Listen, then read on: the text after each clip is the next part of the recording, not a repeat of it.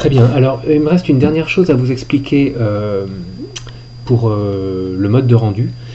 C'est la manière dont j'attends que vous m'envoyiez le rendu du TP. Donc, imaginons là qu'on est, on n'est pas encore dans le TP numéro 1, on est dans le TP 0 sur ma petite base de données d'exemple monde que j'ai créé tout à l'heure. Alors, donc, pour être propre, on va commencer dans notre dossier Windows par créer un répertoire dans lequel on va enregistrer tous les TP de base de données, donc je l'appelle TPBD.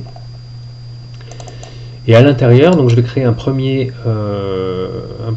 nouveau dossier que je vais appeler selon la convention de nommage que je vous recommande, TP avec le numéro du TP, donc là pour mon exemple TP0, suivi de votre prénom et votre nom.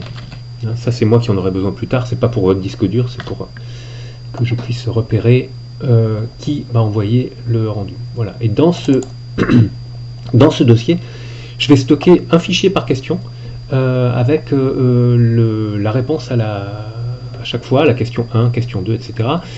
Codé sur 2 chiffres pour que tous les noms de fichiers aient le même format, donc Q01, Q02, etc. jusqu'à Q09, ensuite on passe à Q10, Q11, etc.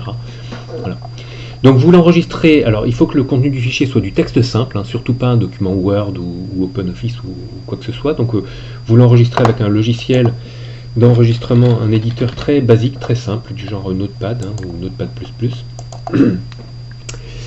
Et comme je vous le dis dans l'énoncé, il est hors de question de m'envoyer des choses qui ne fonctionnent pas, donc vous vérifiez que ça marche avant de l'envoyer. Donc si par exemple la première question c'était donne-moi la liste de toutes les colonnes de ce qui se trouve dans la table chose, select étoile from chose.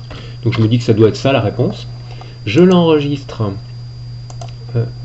donc dans le répertoire que je viens de créer, et je l'enregistre sous le nom Q01.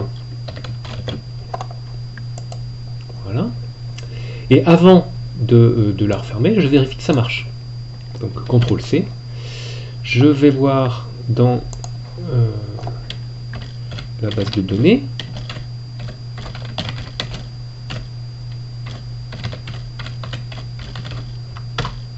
Voilà.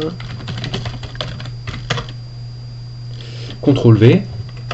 Est-ce que ça marche? Oui, ça donne la réponse que j'attends, c'est-à-dire que syntaxiquement correct, la requête fonctionne et elle me donne bien la réponse que j'attends, c'est-à-dire la liste de toutes les choses. Donc quand je sais que c'est bon, quand je sais que ça marche, donc effectivement j'enregistre le fichier et je vais le retrouver, il va être le premier fichier que je vais retrouver dans ce répertoire TP0 Pascal Vaillant. Je passe à la question 2, donc enregistré sous Q02. Voilà. Voilà, alors la question 2, ça va être par exemple, donne-moi la liste des choses qui appartiennent à Elodie. Donc select, mais juste le nom, donne-moi la description des choses qui appartiennent à Elodie. Select desk from chose as C. Join person as P. Using id pers.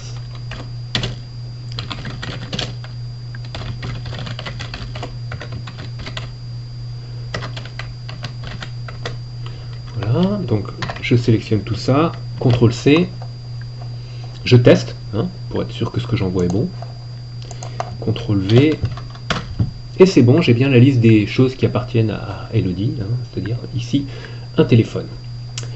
Voilà, donc je retourne dans mon éditeur, je sauvegarde,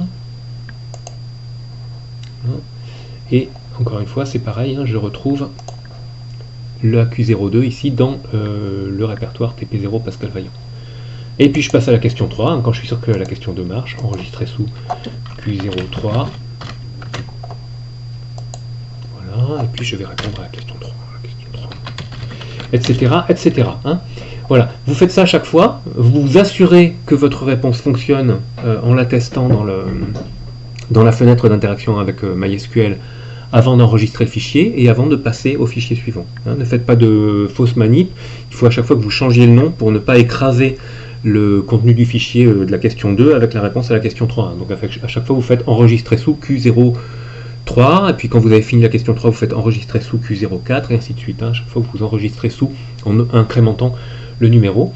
Et à la fin, vous allez vous retrouver comme ça avec un répertoire TP numéro du TP, blanc souligné, votre prénom, blanc souligné, votre nom, qui va contenir les réponses à toutes les questions, hein, qui auront toutes le même format, Q, suivi de 2 chiffres, hein, 0, 1, etc., jusqu'à la dernière question, .txt.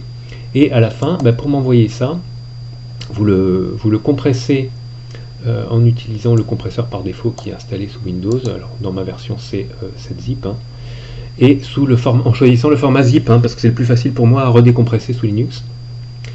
Donc quand vous avez tout fini, quand votre répertoire TP machin est plein, vous le compressez intégralement en cliquant dessus, hein, à partir du répertoire de dessus, à partir de TPBD, vous cliquez dessus, et vous faites ajouter à tp0 pascalvaillant.zip. Voilà.